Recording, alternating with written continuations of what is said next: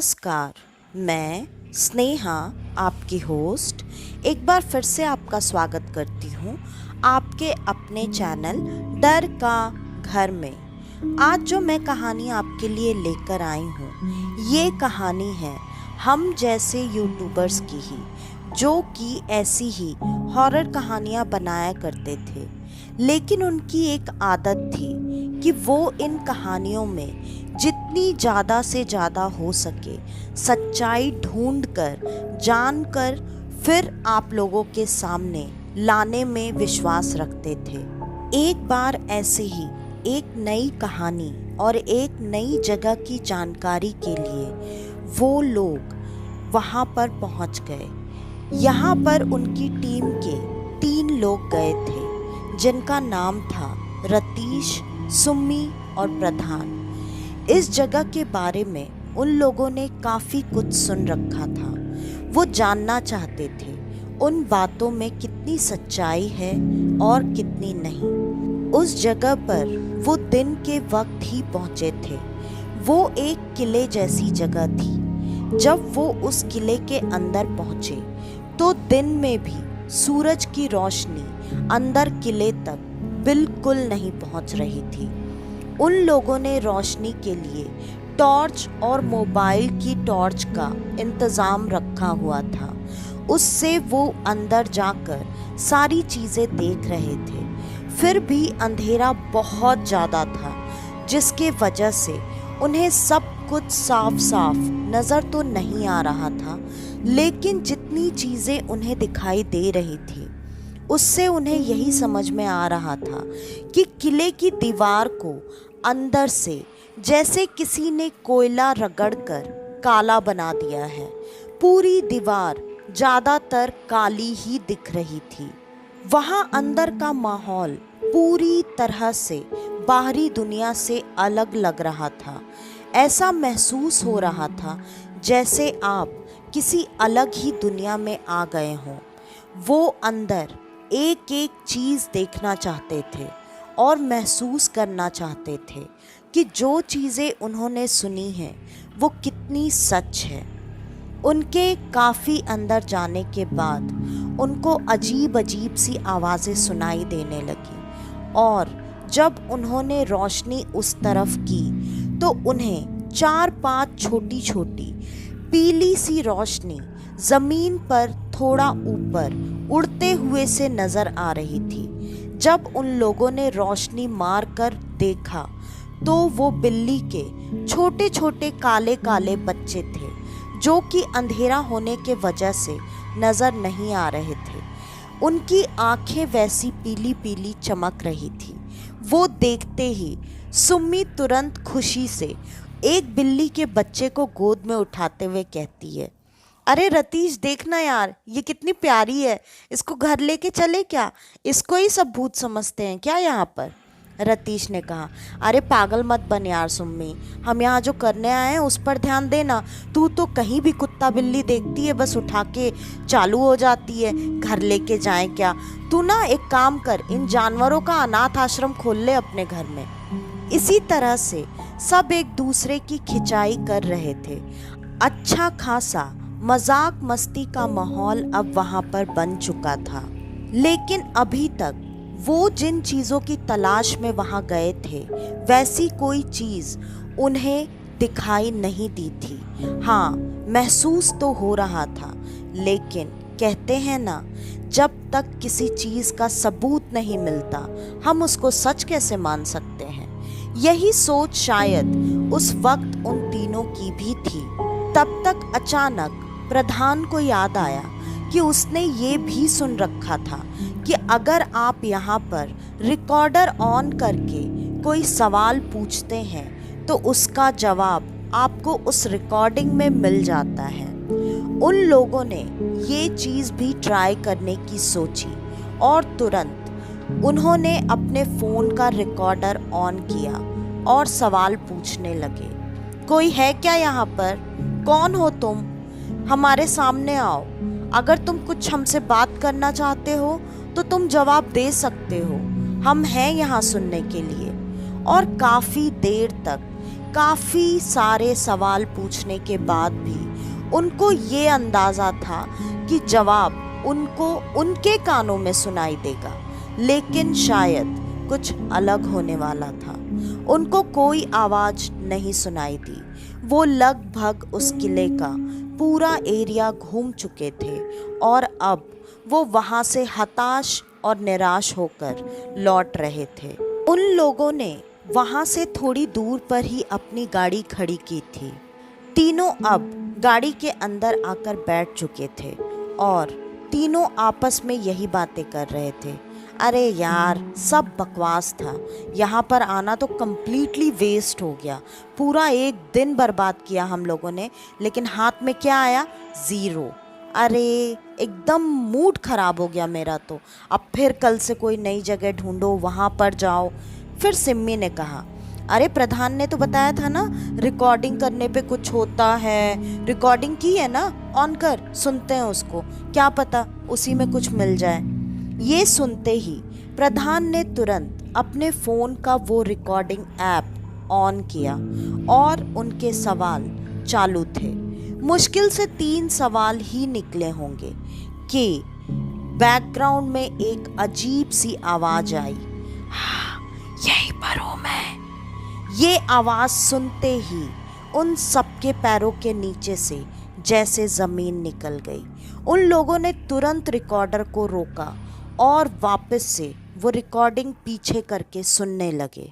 फिर से उनको वही आवाज़ और ज़्यादा साफ साफ सुनाई दे रही थी। अब उन सब की हिम्मत जवाब दे चुकी थी, क्योंकि ऐसी साफ आवाज़ उन लोगों ने शायद आज से पहले कभी नहीं सुनी थी।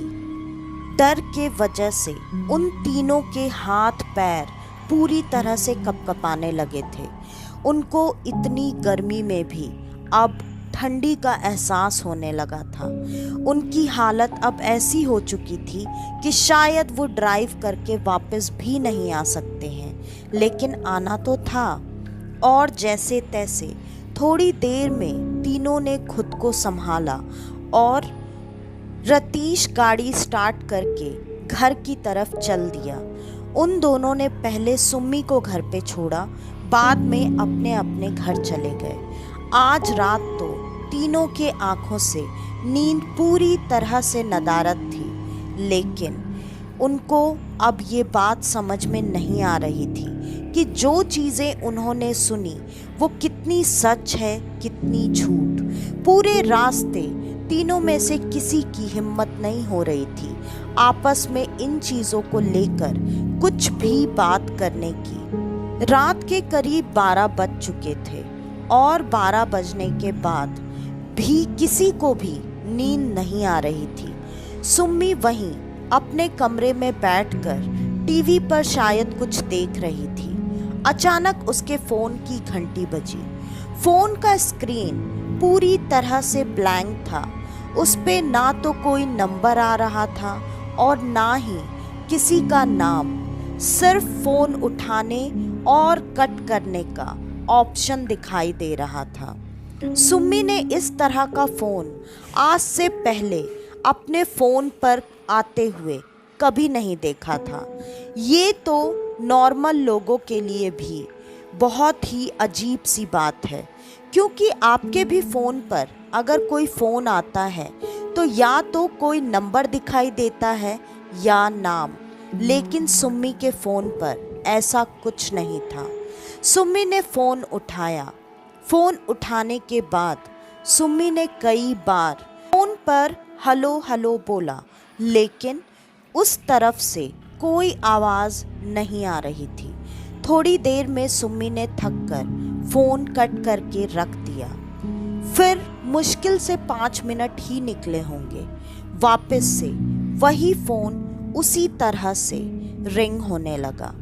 सुम्मी ने फिर से फ़ोन उठाकर हेलो हेलो बोला, लेकिन उधर से अभी भी कोई आवाज़ नहीं आ रही थी। पूरी तरह से सन्नाटा छाया हुआ था फ़ोन के दूसरी तरफ। सुम्मी को अब थोड़ा थोड़ा डर लग रहा था। सुम्मी ने फ़ोन कट करके उसे साइलेंट करके रख दिया।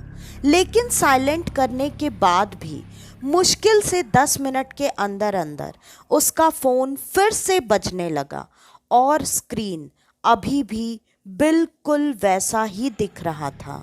सुम्मी की अब जान हलक में आ चुकी थी, क्योंकि उसने तो अभी थोड़ी देर पहले अपने फ़ोन को साइलेंट किया था, तो उसके फ़ोन की रिंग कैसे बज रही है। सुम्मी ने कांपते हुए हाथों से जैसे तैसे फ़ोन रिसीव किया और डरते हुए जैसे ही हेलो बोला, उधर से एक आवाज़ आई, मुझे वहीं पर छोड़कर आ गए, मैं आ गई हूँ तुम्हारे पास। ये आवाज़ सुनते ही सुम्मी ने फ़ोन खुद ही अपने हाथ से फेंक दिया और वो बैठकर एक कोने में रोने लगी। अब उसे समझ में नहीं आ रहा था कि ये कैसे हो सकता है, और ये वही आवाज़ थी जो उस रिकॉर्डिंग में थी। सुम्मी अब क्या कर सकती थी। 1-1.5 घंटे तक सुम्मी वैसे ही कोने में दुबक कर रोती रही, सिसकती रही। उसका डर जाने का नाम ही नहीं ले रहा था।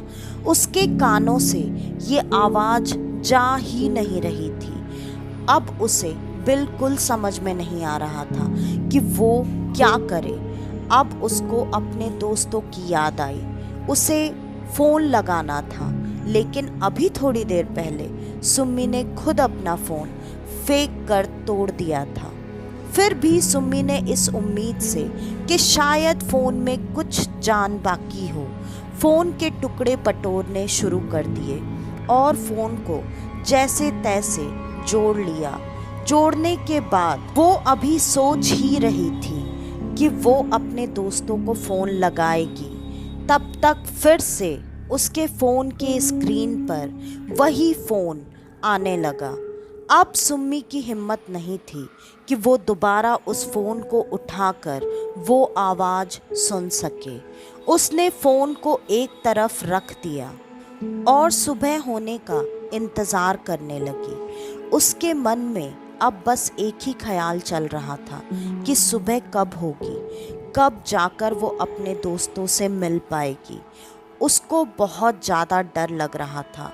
उसने वैसे ही बैठे बैठे पूरी रात निकाल दी और सुबह होते ही करीब 7 बज रहे होंगे, रतीश के घर की डोरबेल बजी। और जब घंटी बजी तो रतीश की भी हालत कुछ अच्छी नहीं थी। रतीश ने भी बहुत डरते हुए जैसे तैसे दरवाज़ा खोलकर देखा। उसने जब सामने सिम्मी को वैसी हालत में खड़ा देखा तो उसने तुरंत सिम्मी से पूछा, अरे तुझे क्या हो गया यार, यहाँ हम दोनों की हालत ख़राब है, तेरे साथ भी कुछ हुआ क्या रात में। सिम्मी ने अपनी सारी आप बीती बता दी। वहाँ प्रधान भी पहले से ही मौजूद था और उन तीनों के साथ उस रात में वही एक फ़ोन कॉल सबको आया था। सब ने वो आवाज़ बिल्कुल साफ साफ सुनी थी। अब उन तीनों को ये बात समझ में आ रही थी कि शायद ऐसी जगह पर जाकर उन लोगों ने गलती कर दी है, लेकिन गलती तो अब हो चुकी थी और गलती की सज़ा भी मिलती है, जो इन सबको मिलनी अभी बाकी थी। तीनों की हालत अब इतनी ज़्यादा ख़राब हो चुकी थी कि किसी की भी हिम्मत नहीं थी अपने अपने घर में जाकर अकेले रहने की। अब उनको इन चीज़ों का कोई ना कोई समाधान चाहिए था, लेकिन ये क्या होगा और कैसे होगा ये इनमें से किसी को भी नहीं पता था। तब तक इन तीनों ने तय किया कि ये तीनों एक साथ यहीं रतीश के ही घर पर रहेंगे। तीनों को अब एक साथ रहकर थोड़ी बहुत तसल्ली थी कि शायद अब ऐसी चीज़ें ना हों, लेकिन अब सिम्मी को बाथरूम जाना था। रतीश ने उसे बाथरूम बता दिया कि किस तरफ है। सिम्मी बाथरूम की तरफ बढ़ गई। जब वो बाथरूम की तरफ गई तो दरवाज़ा खोलने के लिए जैसे ही उसने दरवाजे के हैंडल को हाथ लगाया, वो इतना गर्म था जिसके वजह से सिम्मी का हाथ जल गया और वो जोर से चीखी, रतीश। रतीश भागकर वहां पर आया। उसके पीछे प्रधान भी आया।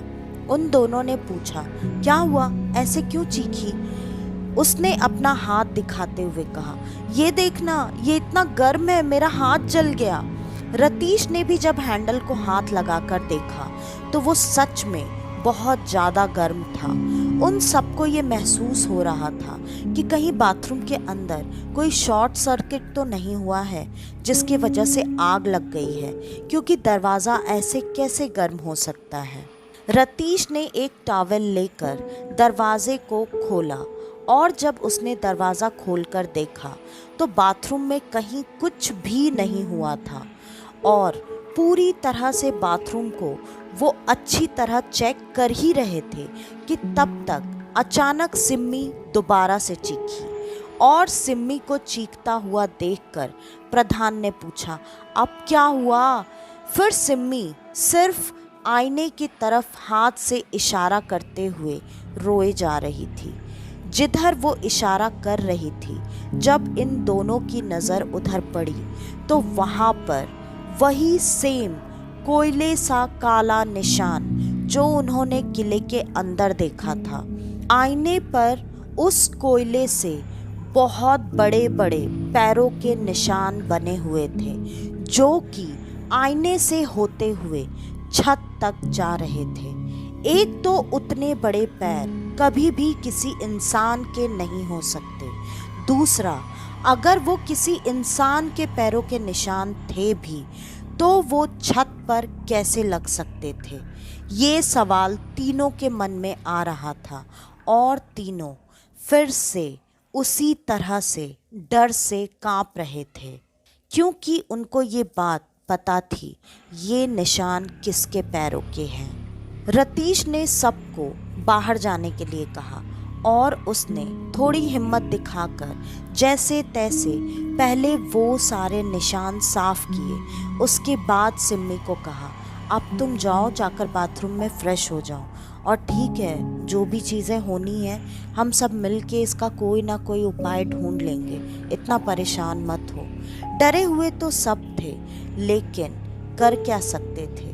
अभी जो जैसा चल रहा था वो चीज़ें वैसी ही चलनी थी। आज का पूरा दिन अब कुछ भी नहीं हुआ, सब कुछ ठीक ठाक निकल चुका था और सब रात का खाना खा चुके थे। खाना खाने के बाद वो बार बार यही चीज़ें सोच रहे थे कि अब आगे उनको क्या करना चाहिए। तभी अचानक प्रधान को खिड़की के बाहर किसी का साया चलता हुआ दिखाई दे रहा था, मगर ये कैसे हो सकता था? रतीश तो 3rd फ्लोर पर रहता था और इतनी ऊंचाई पर कोई हवा में कैसे चल सकता था? उसने डरते हुए उंगली से इशारा करते हुए अपने दोस्तों को उधर देखने के लिए बोला, लेकिन उन्हें वहाँ पर कुछ भी दिखाई नहीं दे रहा था। उन लोगों ने कहा, देख प्रधान, मुझे भी पता है और तुझे भी पता है, डरे हुए हम सब लोग हैं, लेकिन ये चीज़ें जितना ज़्यादा सोचेगा परेशानी उतनी बढ़ेगी। वैसे भी बोला जाता है कि ऐसी बुरी शक्तियों की पावर हमारे डर से और ज़्यादा बढ़ जाती है, इसलिए हिम्मत रख, हम कुछ ना कुछ उपाय निकाल लेंगे, थोड़ा शांत रख खुद को।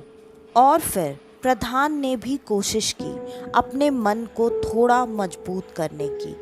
वो तीनों अलग अलग कमरे में सोने के लिए चले गए, लेकिन रात में उन सबको बार बार वही आवाज़ें अपने कान के आसपास सुनाई दे रही थी। सबकी हिम्मत टूट चुकी थी और तीनों लगा जैसे एक साथ ही अपने कमरे से निकलकर हॉल में इकट्ठा हो गए। तीनों एक दूसरे की शक्लें देख रहे थे। तीनों ने अब ये डिसाइड किया कि वो ऐसे अलग अलग कमरों में नहीं सोएंगे।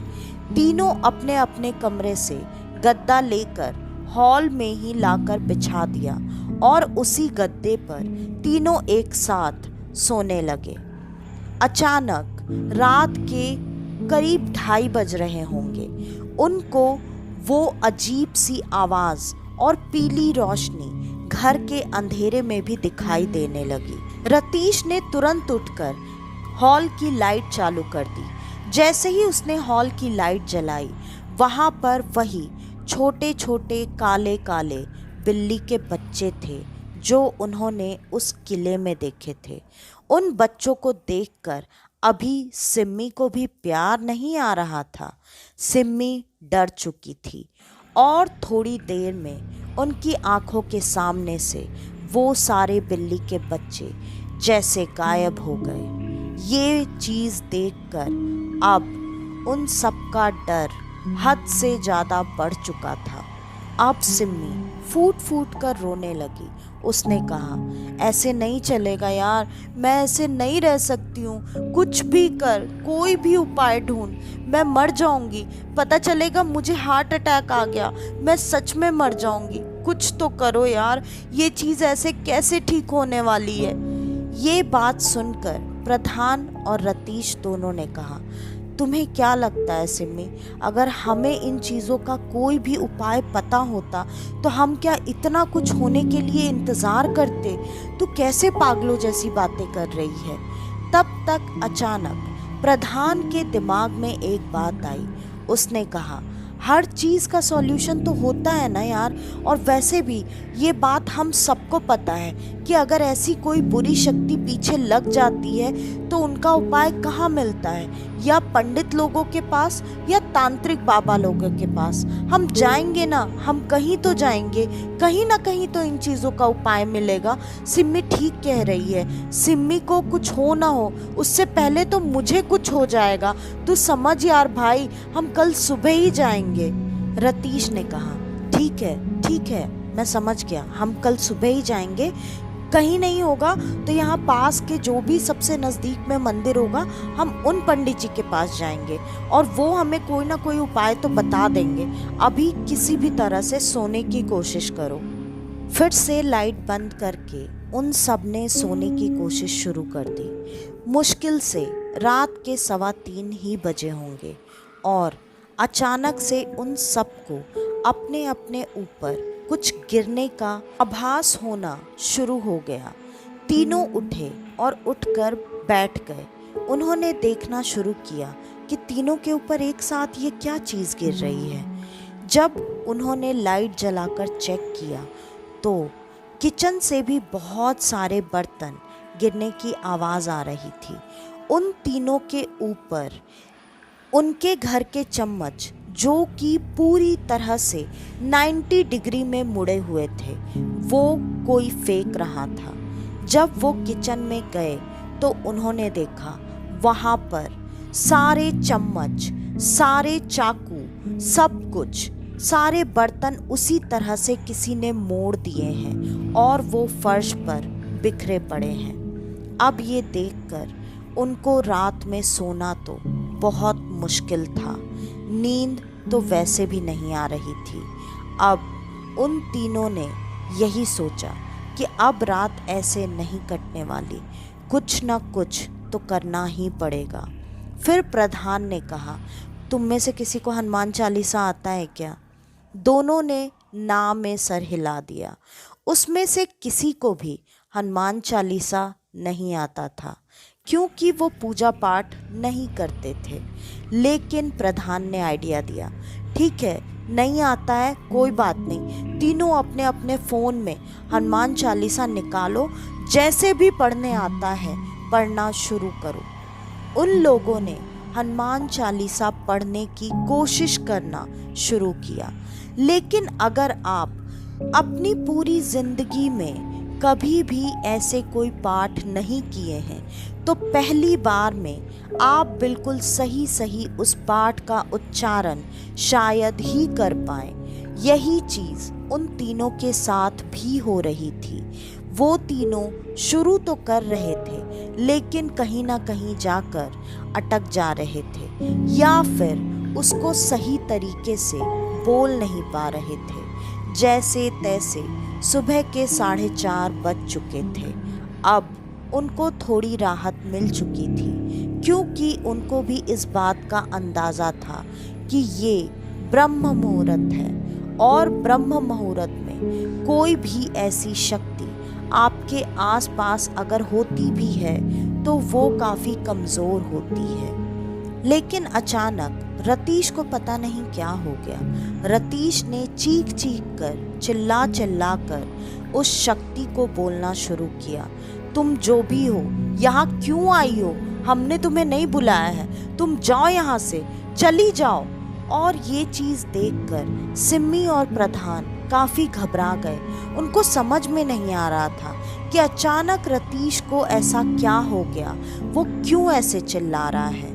और प्रधान ने रतीश को शांत करवाने की कोशिश शुरू की, लेकिन रतीश शांत होने के बजाय प्रधान पर भड़क गया और वो गुस्से से उससे लड़ाई करने लगा।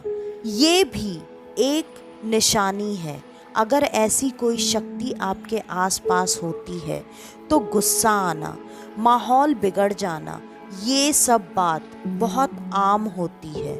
और लड़ाई करते करते दोनों की बात आपस में इतनी ज़्यादा बढ़ गई कि रतीश ने वहीं पर मुड़ा हुआ एक चम्मच उठा लिया और वो लग रहा था जैसे उससे प्रधान को मार डालेगा।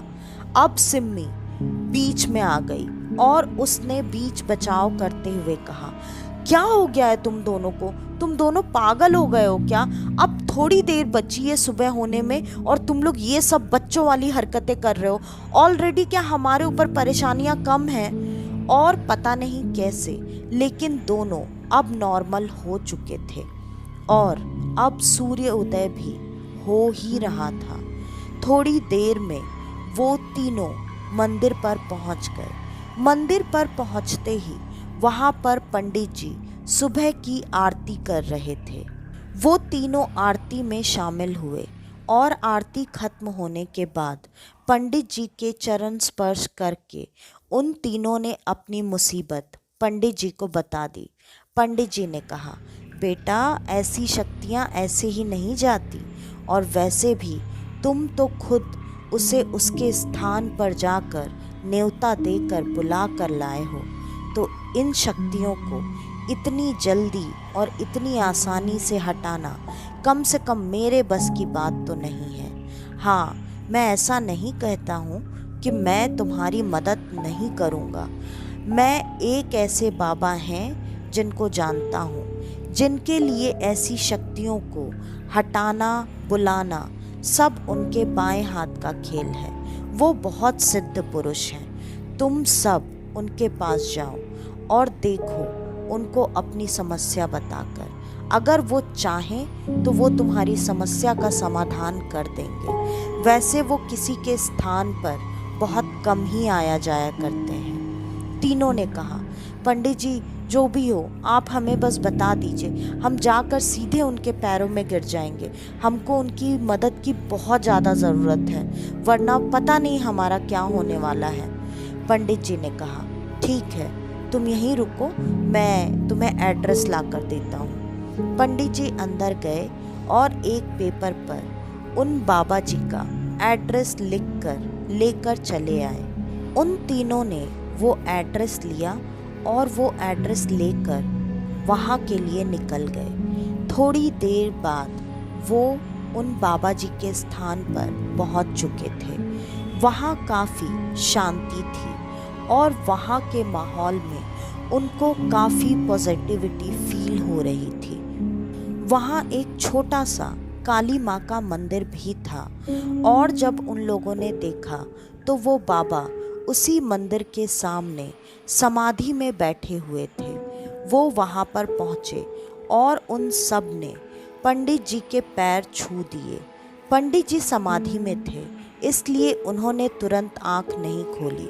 उनको ये पता तो चल गया था कि कोई उनके पास आया है। थोड़ी देर बाद उन्होंने जब आंखें खोली तो उन्होंने इन तीनों बच्चों को सामने हाथ जोड़कर बैठे हुए देखा।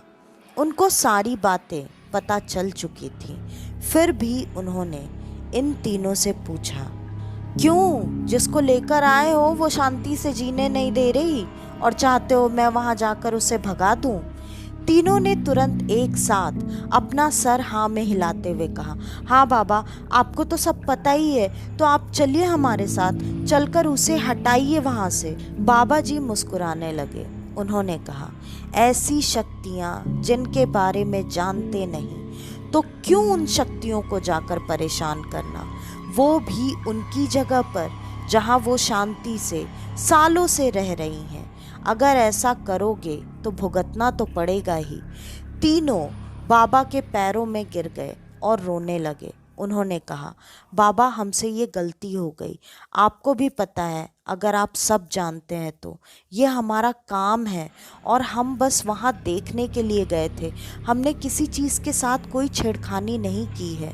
ये बात सुनते ही बाबा ने तुरंत थोड़े कड़क स्वर में कहा, छेड़खानी नहीं की है? वहाँ पर जाकर सवाल जवाब कौन कर रहा था, जबकि तुम लोगों को ये बात पहले से बता दी गई थी। सवाल जवाब करोगे तो तुम्हें तुम्हारे जवाब भी मिलेंगे और हो सकता है वो तुम्हारे साथ भी आ जाए, लेकिन तुम लोगों को तो सबूत चाहिए थे। उन तीनों ने क्षमा मांगते हुए कहा, हाँ बाबा, हो गई गलती, हम मान रहे हैं अपनी गलती, लेकिन हमारी मदद कीजिए, हम तीनों बहुत बड़ी मुसीबत में हैं। बाबा ने कहा, हाँ, मुसीबत तो बड़ी नहीं, बहुत बड़ी है, क्योंकि ये जो आई है वो तुम तीनों को छोड़ेगी नहीं, साथ लेकर ही जाएगी। ये बात सुनते ही सिम्मी अब रोने लगी, जो कि खुद को बहुत देर से संभाले हुई थी। उसने कहा, बाबा प्लीज़ हमें बचा लीजिए, मैं मरना नहीं चाहती और मैं सच बताती हूँ, आज के बाद मैं ऐसे कोई काम नहीं करूँगी। जिस जगह पर जाना मना होगा वहाँ मैं कभी नहीं जाऊँगी। प्लीज़ इस बार हमारी मदद कीजिए, हमें नहीं पता था ऐसी कोई गलती हो जाएगी। उनके इतना गिड़गिड़ाने के बाद बाबा को भी अब उनकी हालत पर दया आने लगी और उन्होंने कहा, ठीक है, वैसे भी मेरा ये काम है, मैंने ये सिद्धियाँ तुम जैसे मनुष्यों के मदद के लिए ही हासिल की है। मैं तो सिर्फ तुम लोगों को तुम्हारी गलती का एहसास दिलाना चाहता था, क्योंकि कभी भी ऐसी शक्तियाँ हमारे आसपास होती हैं लेकिन हमें परेशान नहीं करती, तो तुम क्यों उनको परेशान करते हो? कभी भी ऐसा मत करना। तीनों ने बाबा जी से वादा किया कि अब वो आगे से ऐसी गलतियां नहीं करेंगे। फिर बाबा जी उन तीनों के साथ उस घर पर पहुंच गए। वहां पर पहुंचने के बाद उन्होंने कहा, अब तुम तीनों इस घर से बाहर चले जाओ। लेकिन प्रधान और सिम्मी ने कहा, बाबा वो तो हमारे घर पर भी है, तो हम क्या करेंगे? बाबा हंसने लगे और उन्होंने कहा, तू इसकी चिंता बिल्कुल मत कर, मैं अगर उसका समाधान यहाँ पर करूँ, चाहे तुम दोनों में से किसी के घर पर, वो आत्मा अगर आई है तो वो एक वक्त में कहीं पर भी तुम लोगों को अपने होने का एहसास दिला सकती है। मैं उसका समाधान कर दूंगा तो तुम दोनों के भी घर में एक साथ शांति हो जाएगी। बाबा का कहना मानकर उस घर से बाहर जा चुके थे और करीब करीब 6-7 घंटे तक बाबा की पूजा चलती रही। और वो पूजा खत्म करने के बाद जब बाबा उस घर से बाहर निकले तो उनके हाथ में एक छोटी सी डिबिया थी और बाबा ने उस डिबिया को उन तीनों को दिखाते हुए कहा, तुम लोग अब निश्चिंत हो जाओ, मैंने उस आत्मा को कैद कर लिया है। हाँ, मैं इसकी शांति करवाने की कोशिश करूँगा, क्योंकि मैं इसे अब कहीं और तो नहीं छोड़ सकता ताकि ये किसी और पर मुसीबत बने। और बाबा ने कहा, मैंने तुम तीनों के घर का बंधन भी कर दिया है, तो तुम निश्चिंत हो जाओ। तीनों ने बाबा को हाथ जोड़कर धन्यवाद कहा और उनसे उनकी दक्षिणा के बारे में पूछा। बाबा ने मुस्कुराते हुए कहा, मेरी दक्षिणा समझ लो बस यही थी कि तुम तीनों आज के बाद ऐसी किसी शांत आत्मा को नुकसान नहीं पहुंचाओगे, ना ही उसे कभी छेड़कर परेशान करोगे। और तीनों ने हाँ में सर हिला दिया। बाबा मुस्कुराते हुए सबको हाथ उठाकर आशीर्वाद देते हुए वहाँ से चले गए। उस दिन के बाद इन तीनों की ज़िंदगी में बहुत बड़ा बदलाव आया। ये तीनों शायद आज भी ये काम तो कर रहे हैं, लेकिन अब ये ऐसी कोई गलती नहीं करते, किसी भी चीज़ की खोजबीन नहीं करते। यही रिक्वेस्ट मैं आप सबसे करना चाहूँगी कि जो भी कहानियाँ या जो भी बातें आप सुनते हैं, चाहे आप उसे माने या ना माने, लेकिन कभी किसी चीज़ को इस तरह से खोद कर परेशान करना या उन चीज़ों को देखना, उन चीज़ों का सबूत मांगना, ये बिल्कुल ना करें। क्योंकि कब ये मजाक की चीज़ें हम सब लोगों पर भारी पड़ जाए, इसका अंदाज़ा भी आप नहीं लगा सकते। ये तकलीफ़ आप वैसे लोगों से पूछें जिनके ऊपर ऐसी चीज़ें बीत चुकी होती हैं। मैं इन बातों से यहाँ पर किसी अंधविश्वास को बढ़ावा नहीं देना चाहती, मैं सिर्फ बचाव के लिए कह रही हूँ। जितना हो सके किसी भी चीज़ से दूरी बना कर रखें और अपने अपने भगवान पर पूरी तरह से हमेशा विश्वास करें। क्योंकि मुसीबत चाहे जैसी हो, नेचुरल या अननेचुरल, कोई फ़र्क नहीं पड़ता।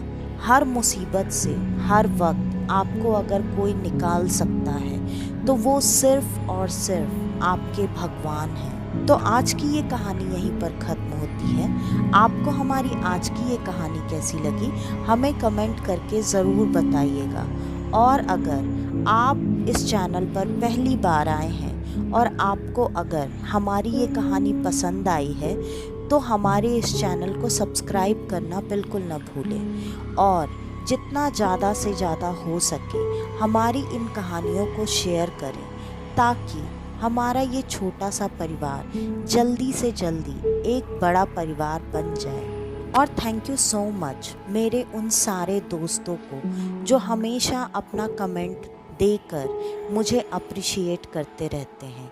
आप जब एक शेयर और कमेंट करते हैं तो उससे मुझे अगली कहानी के लिए काफ़ी मोटिवेशन मिलता है।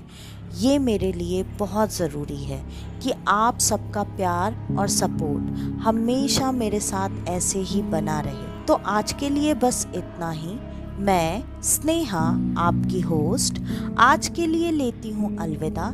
कल वापस से आपसे मिलने आऊँगी और आप सबको लेकर जाऊँगी कुछ जाने अनजाने किस्से कहानियों के सफ़र पर, आपका अपना डर का घर में। तो कल तक के लिए नमस्कार।